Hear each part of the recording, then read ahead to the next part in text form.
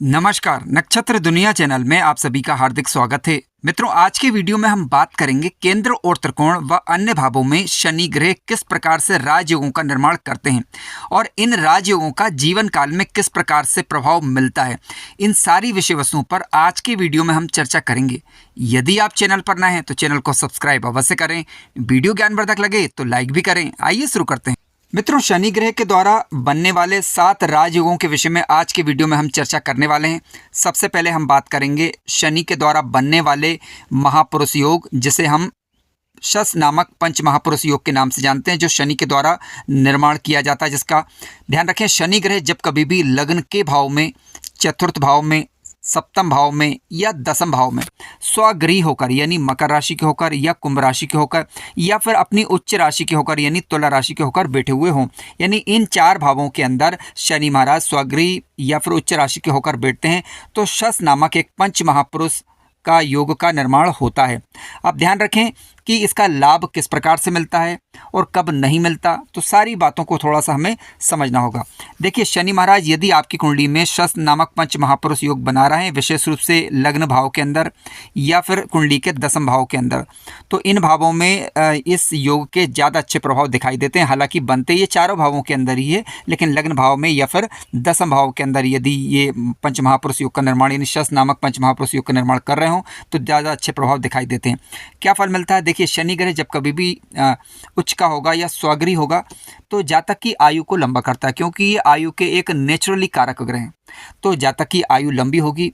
व्यापार में, कारोबार में जातक को तरक्की देखने को मिलेगी, विशेष रूप से यदि यह योग कुंडली के दसम भाव के अंदर या सप्तम भाव के अंदर बन रहा हो। कारोबार में, व्यापार में तरक्की देखी जा सकती है, लेकिन ध्यान रखिएगा पूरा वीडियो अवश्य देखें, तभी आप पूरी बात को समझ पाएंगे।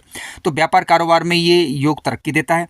जातक यथार्थ ज्ञानी होगा, यानी यथार्थ का तात्पर्य है कि हवाई बातें ना करके गंभीर स्वभाव रहेगा। विशेष रूप से लग्न भाव के अंदर ये युति बन रही हो, ये योग बन रहा हो।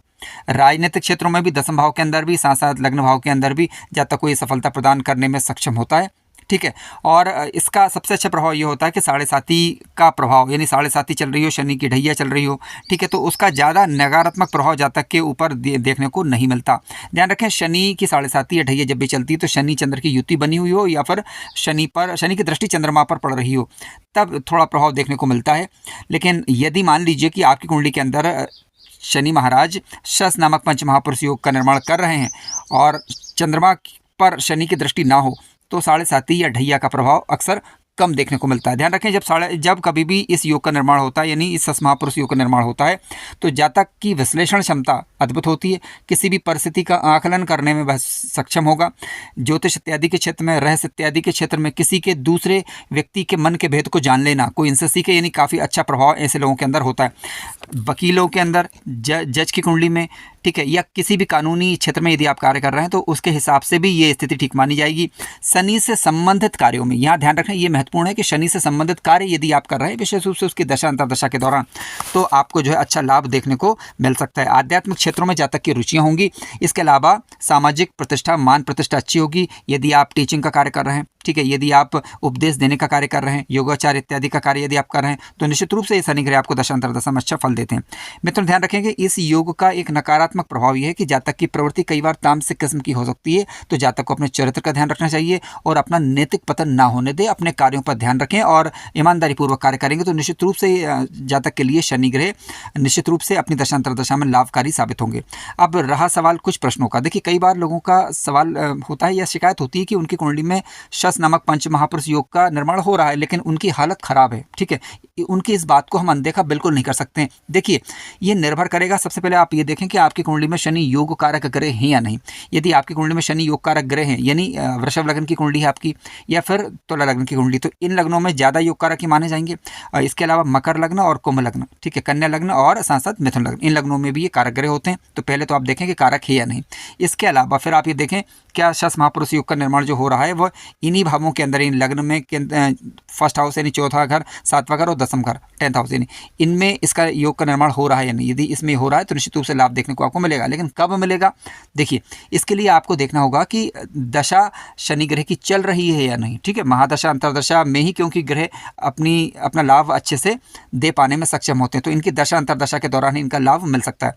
अब ये देखें कि आपकी शनि ग्रह कहीं अस्त तो नहीं हो रहा है, इनके पास संसात्मक रूप से बल है या नहीं, इस बात का भी आपको अध्ययन कर लेना चाहिए। यदि इनके पास बल होगा, इनकी दशा अंतरदशा समय पर आएगी, कुंडली में ये कारक ग्रह बन रहे होंगे, तो निश्चित रूप से दशा अंतरदशा लाभकारी होगी और जीवन में तरक्की देने में सक्षम हो पाते हैं। लेकिन यदि आपकी कुंडली में मान लीजिए शनि ग्रह योग कारक हैं, अच्छे भावों के अंदर बैठे हुए हैं, तो अपनी कुंडली का विश्लेषण करवा के इनके रत्न को भी धारण करके इनके बल को बढ़ाया जा सकता है। आइए आज के दूसरे राजयोग पर चर्चा करते हैं। मित्रों, शनि ग्रह के द्वारा बनने वाला दूसरा राजयोग इस प्रकार का है। देखिए, यदि आपकी कुंडली में शनि ग्रह नीच अवस्था के होकर, या किसी भी लग्न की अब यहाँ पर कुंडली हो सकती है, यदि आपकी कुंडली में शनि ग्रह नीच अवस्था के होकर बैठे हुए हों लेकिन वह उच्च के मंगल से दृष्ट हों। फिर सुनिए, यदि शनि ग्रह नीच अवस्था के होकर बैठे हुए हों किसी भी भाव के अंदर और वह उच्च के मंगल से यदि दृष्ट हो जाएं, तो निश्चित रूप से जातक महापराक्रमी होगा और नौकरी इत्यादि में, कानूनी क्षेत्रों में जातक के लिए सफलताप्रद होगा। जातक का समय पर भाग्योदय होगा। सरकारी क्षेत्रों में जातक लाभ प्राप्त कर पाएगा। नौकर चाकर इत्यादि से युक्त हो, इस बात की भी एक संभावना बनती है। हालांकि षष्ठेश की स्थिति और शनि की स्थिति को यहाँ पर अनदेखा नहीं करें। उदाहरण के लिए मैंने यहाँ पर एक सिंह लग्न की कुंडली ली हुई है। अब आप यहाँ पर देख सकते हैं कि सिंह लग्न में लग्नेश बनते हैं सूर्य, और जो लग्न में ही बैठे हुए हैं, जबकि यहाँ पर शनि ग्रह क्योंकि इस कुंडली में कारक नहीं होते। यहाँ पर समझने वाली बात है कि सिंह लग्न में शनि कारक नहीं होते, क्योंकि छठे भाव के और साथ साथ वह सप्तम भाव के स्वामी ग्रह बनते हैं। लेकिन बात चल रही है शनि के नीच ग्रह होने की। तो शनि ग्रह क्योंकि यहाँ पर नीच राशि के होकर बैठे हुए हैं भाग्य भाव के अंदर, और मंगल ग्रह बैठे हुए हैं कुंडली के छठे भाव में, लेकिन उच्च अवस्था के होकर बैठे हुए हैं। आप देख सकते हैं कि मंगल की चौथी दृष्टि शनि पर है, जबकि शनि की 10वीं दृष्टि मंगल पर जा रही है, यानी दोनों एक दूसरे को देख रहे हैं। तो ये शनि जातक के लिए लाभप्रद होंगे। कैसे, आइए समझते हैं। देखिए, शनि ग्रह जिस भाव में बैठते हैं वहाँ की वृद्धि करते हैं। अब शनि ग्रह क्योंकि भाग्य भाव में बैठेंगे तो निश्चित रूप से भाग्य की ये वृद्धि करेंगे, और जातक धार्मिक किस्म का भी होगा, धर्म कर्म में भी रुचि लेगा और कर्म भी करेगा यानी धर्म भी करेगा। ठीक है, यहाँ का प्रभाव बढ़ा दिया उन्होंने। अब शनि की तीसरी दृष्टि क्योंकि एकादश भाव पर जा रही है, वो मित्र राशि की दृष्टि जा रही है, क्योंकि बुध जो है शनि के नैसर्गिक रूप से मित्र ग्रह है। तो यहाँ पर दृष्टि मित्र दृष्टि होने के कारण, हालांकि शनि की दृष्टि जो है वो नुकसान करती है, लेकिन हमें ये भी देखना होगा कि शनि की दृष्टि जो जा रही है वो मित्र दृष्टि जा रही है, शत्रु दृष्टि जा रही है। अब यहाँ पर क्योंकि शनि की दृष्टि जा रही है मित्र दृष्टि, ठीक है। इसके अलावा इनकी 7वीं दृष्टि की बात करें तो कुंडली के पराक्रम भाव पर जाएगी, जहाँ पर शनि कारक होते हैं, और ये उच्च की दृष्टि मानी जाएगी। हालांकि शनि खुद उच्च के नहीं है, लेकिन मंगल के कारण उनका नीचत भंग हो गया है। अब यहाँ पर क्योंकि जो तुला राशि वह शनि के लिए उच्च राशि का काम करेगी, और इसके अलावा इनकी 10वीं दृष्टि की बात करें तो कुंडली के छठे भाव पर ये जा रही है। अब छठे भाव पर जब जाएगी तो यहाँ पर शनि की खुद की राशि आ रही है, यानी स्वग्रही दृष्टि यहाँ पर जा रही है।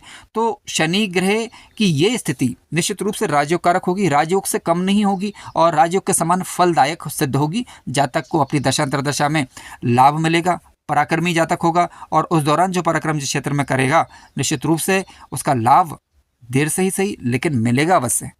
मित्रों, आइए आज के तीसरे सूत्र पर विचार करते हैं। यदि किसी जातक की कुंडली में शनि ग्रह तीसरे भाव के अंदर या कुंडली के छठे भाव के अंदर या कुंडली के 11वें भाव में बैठे हुए हों तो ये अति विशिष्ट योग कारक ग्रह माने जाएंगे।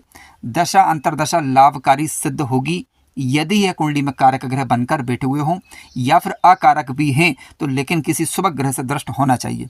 देखिए, शनि ग्रह जब कुंडली के तीसरे भाव में बैठते हैं तो क्या होगा, जातक से ये मेहनत करवाएंगे, शारीरिक परिश्रम करवाएंगे विशेष रूप से, और जातक यदि परिश्रम से पीछे नहीं हटेगा तो निश्चित रूप से जातक का जीवन उन्नत होगा। इसके अलावा जातक धर्म कर्म में रुचि लेगा, समस्त सुखों को भोगने वाला होगा। भाग्योदय देरी से ही सही लेकिन भाग्योदय होता अवश्य है। यदि कुंडली के तीसरे भाव में यदि शनि ग्रह बैठे हुए होंगे तो वह अपनी 7वीं दृष्टि से भाग्य भाव को देखेंगे। इसके अलावा इनकी 10वीं दृष्टि कुंडली के एकादश भाव पर जाएगी। अब कुंडली के एकादश भाव पर जब इनकी दृष्टि जाएगी तो विदेश में या फिर गृह स्थान से दूर वाली जगहों पर ये जातक को तरक्की देते हैं।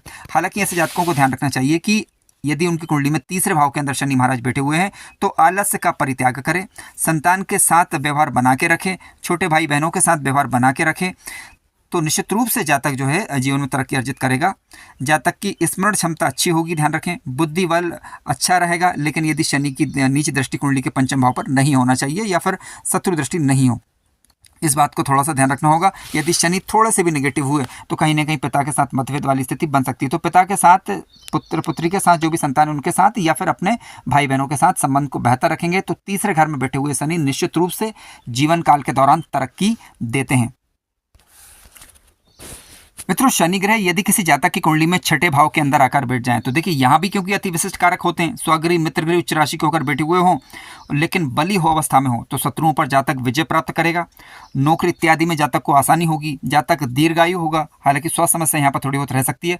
पराक्रमी होगा जातक, कार्य क्षेत्र में जातक उन्नति दर्ज करेगा, अच्छा वकील हो सकता है, अच्छा जज हो सकता है या कानून का जानकार हो सकता है। ठीक है, प्राइवेट नौकरी इत्यादि में तो शनि महाराज यहाँ पर सफलता प्रदान करेंगे, क्योंकि छठे भाव के अंदर, जो छठे भाव की हम बात करें तो ये नौकरी इत्यादि का भाव भी, तो जातक किसी भी स्वरूप में नौकरी कर रहा है, चाहे वह सरकारी हो या प्राइवेट हो, तो कहीं ना कहीं जातक को लाभ वाली स्थिति को निर्मित कर देते हैं। ध्यान रखिएगा कि शनि ग्रह कुंडली में कारक होने चाहिए यहाँ पर। ठीक है, लेकिन मान लीजिए छठे भाव के अंदर नीच राशि के होकर बैठ जाएं और उनका नीचत भंग नहीं हो रहा हो तो जातक लापरवाही इत्यादि कर सकता है। तो लापरवाही इत्यादि से जातक को यहाँ पर अब बचने का प्रयास करना ही चाहिए, अन्यथा अनावश्यक खर्चे बढ़े रहेंगे और अनावश्यक वाद विवाद में वह फंसा रहेगा। मित्रों, यदि किसी जातक की कुंडली में मान लीजिए शनि ग्रह कुंडली के एकादश भाव के अंदर बैठ जाएं तो यहाँ पर भी शनि क्योंकि अति विशिष्ट कारक ग्रह होते हैं, अब एकादश भाव के अंदर शनि महाराज जब बैठेंगे तो क्या होगा, देखिए जातक को दीर्घायु बनाएंगे। ठीक है, इसके अलावा जातक यानी आयु के मामले तो अच्छा होगा, परोपकारी भी होगा, मधुरभाषी होगा जातक, अनेक विधाओं को जानने में सक्षम होता है। इसके अलावा व्यापार इत्यादि में जातक को सफलता प्रदान करते हैं। शनि से संबंधित कार्यों में जैसे लोहे कोयले इत्यादि के क्षेत्रों में भी जातक को सफलता प्रदान करते हैं, यदि शनि ग्रह कुंडली में कारक ग्रह बन रहे हों तब अपनी दशा अंतर्दशा के दौरान। लेकिन और इसके अलावा मान लीजिए कि शनि महाराज यहाँ पर अनुकूल नहीं हुए तो इसे भी थोड़ा सा समझ लेना जरूरी है।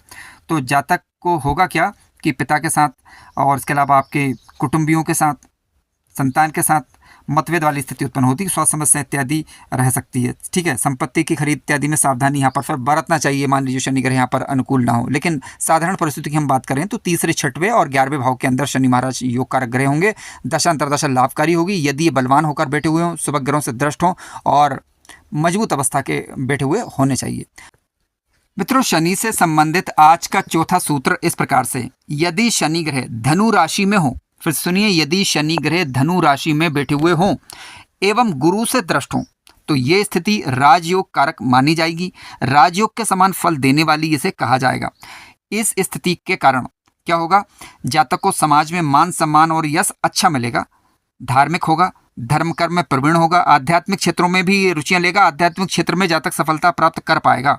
इसके अलावा सामाजिक मान सम्मान अच्छा रहेगा, मान प्रतिष्ठा बनी रहेगी, समाज में एक अग्रणी और विद्वान व्यक्ति माना जाएगा। ध्यान रखिएगा कि शनि महाराज जब धनु राशि में हो तो गुरु से दृष्ट होना चाहिए या किसी शुभ ग्रह के द्वारा दृष्ट होना चाहिए। आइए उदाहरण के माध्यम से इसे जानते हैं। देखिए, समझने के लिए यहाँ पर मैंने एक मेष लग्न की कुंडली हुई है। अब मेष लग्न की कुंडली में होगा ये कि शनि महाराज यहाँ पर कुंडली के 9वें भाव में बैठे हुए हैं और 9वें भाव में राशि का अंक 9 ही आ रहा है। ठीक है, यानी धनु राशि में बैठे हुए हैं, जैसा कि सूत्र में हमने चर्चा की थी।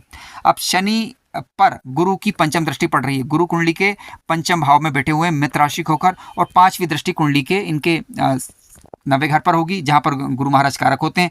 इनकी 7वीं दृष्टि आय भाव पर होगी और इसके अलावा इनकी 9वीं दृष्टि कुंडली के लग्न भाव पर होगी। यानी पंचम भाव में गुरु बैठकर पंचम भाव को तो मजबूत कर ही रहे हैं, साथ साथ एकादश भाव को भी कर रहे हैं और साथ साथ 9वें भाव को, लग्न भाव को भी कर रहे हैं। तो जातक का बौद्धिक बल अच्छा रहेगा और बुद्धि का लेवल अच्छा बना रहेगा कुल मिलाकर। और शनि पर जब गुरु की दृष्टि पड़ेगी कि तो शुभता में वृद्धि होगी। हालांकि मेष लग्न की कुंडली की बात करें तो शनि महाराज यहाँ पर कारक नहीं होते, लेकिन क्योंकि धनु राशि गुरु की राशि में ये बैठे हुए हैं और गुरु की मूल त्रिकोण राशि है धनु और गुरु से ऑलरेडी दृष्ट हो गए हैं, तो ये शनि यहाँ पर अब शुभ हो जाएंगे और जातक को परिश्रम का लाभ जीवन काल के दौरान मिल पाएगा। और इसके अलावा जब कभी भी शनि ग्रह की दशा अंतर्दशा आएगी तो ये भाग्योदय के समान फल देने वाली मानी जाएगी। मित्रों, आज का 5वां सूत्र इस प्रकार से, यदि किसी जातक की कुंडली में शुक्र और शनि की युति बन जाए, फिर से सुनिए, यदि किसी जातक की कुंडली में शुक्र और शनि की युति हो लेकिन उस पर बलवान गुरु की दृष्टि हो तो ये बेहद शुभ योग माना जाएगा। इस योग के कारण जातक को अपने जीवन काल में शुक्र से संबंधित कार्यों में, शनि से संबंधित कार्यों में सफलता प्राप्त होगी और शुभ कार्यों में जातक का धन खर्च हो, इस बात की संभावना बनती है। शुक्र शनि की युति के कारण जो व्यसन योग का निर्माण क्योंकि हो रहा है उसमें के प्रभाव को ये कम करेगा और कहीं ना कहीं जातक के लिए ये स्थिति सफलताप्रद मानी जाएगी। आइए उदाहरण पूर्वक हम समझ लेते हैं। देखिए, समझने के लिए मैंने यहाँ पर एक कुंडली ली हुई है मकर लग्न की। अब मकर लग्न की इसलिए ली क्योंकि मकर लग्न में दोनों ग्रह कारक होते हैं, शनि ग्रह भी कारक होते हैं और साथ साथ आपके शुक्र ग्रह भी कारक होते हैं। शनि महाराज यहाँ पर कुंडली के 10वें भाव में बैठे हुए हैं, पंच महापुरुष योग बन रहा है, शश महापुरुष योग जिसे हम कहते हैं, और शुक्र क्योंकि यहाँ पर स्वगृही है, यानी दोनों ग्रह 10वें भाव के अंदर कारक बन गए हैं, यहाँ पर कारक हैं, और क्योंकि शुक्र यहाँ पर शुक्र भी योग कारक है और साथ साथ शनि तो लगने से ही, ठीक है। तो ये दोनों मित्र ग्रहों का संयोग काफ़ी अच्छा माना जाएगा। लेकिन अब ध्यान रखने वाली बात यह है कि शनि और शुक्र जब साथ में बैठते हैं तो व्यसन योग भी बना देते हैं, लेकिन इसका नेगेटिव प्रभाव तभी देखने को मिलेगा जब कोई भी एक ग्रह नकारात्मक ज़्यादा हो जाए या नीच राशि या शत्रु राशि का हो जाए, ठीक है। लेकिन यहाँ पर गुरु से दृष्ट हो रहे हैं और दोनों ग्रह कुंडली में क्योंकि कारक ग्रह हैं, गुरु से दृष्ट होने के कारण निश्चित रूप से कार्य क्षेत्र में जातक को लाभ मिलेगा। शनि से संबंधित कार्यों में, शुक्र से संबंधित कार्यों में जातक को लाभ दिखाई देगा। किस प्रकार का लाभ मिलेगा ये निर्भर करेगा कि किस भाव में युति बनी हुई है। अब क्योंकि शनि और शुक्र की युति बनी हुई कुंडली के 10वें भाव में, तो शनि से संबंधित कार्य हो सकते हैं, आपके शुक्र से संबंधित कार्य हो सकते हैं, तो उनमें शुभता दिखाई देगी। हालांकि गुरु यहाँ पर योग कारक ग्रह की श्रेणी में नहीं आता है, लेकिन क्योंकि गुरु की दृष्टि बेहद शुभ मानी गई है, जब गुरु की दृष्टि इस भाव पर पड़ेगी तो निश्चित रूप से शनि और शुक्र की शुभता में ये बढ़ोतरी करेगी, जातक की मान प्रतिष्ठा अच्छी बनी रहेगी, ठीक है। कार्य क्षेत्र में जातक को लाभ मिल पाएगा, किए गए कार्यों का लाभ उसे मिलेगा। इसके अलावा कहीं ना कहीं जातक के लिए ये स्थिति शुभ फलदायक ही होगी। मित्रों, आज का छठा सूत्र इस प्रकार से है, यदि किसी जातक की कुंडली में शनि ग्रह योग कारक ग्रह बनकर धन भाव में बैठ जाएं या फिर लाभ भाव में बैठ जाएं और उन पर बलवान गुरु की दृष्टि पड़ जाए, तो ये स्थिति राजयोग कारक होगी। धन की दृष्टि से, मान सम्मान की दृष्टि से, सामाजिक मान पद प्रतिष्ठा की दृष्टि से ये स्थिति उत्तम मानी जाएगी। जातक के जीवन काल में धन धान्य की कमी सामान्यता नहीं रहेगी और जातक को परिस्थिति के अनुसार कार्य करने के लिए धन की उपलब्धता हो जाया करती है, प्रायः ऐसा विश्लेषण के दौरान देखा गया है। आइए समझते हैं। देखिए, शनि ग्रह को मैंने कुंडली के धन भाव में लिखा है। अब ये लाभ भाव में भी हो सकते हैं और धन भाव में भी हो सकते हैं। अब गुरु ग्रह को मैंने लिखा है कुंडली के 10वें भाव में, ठीक है।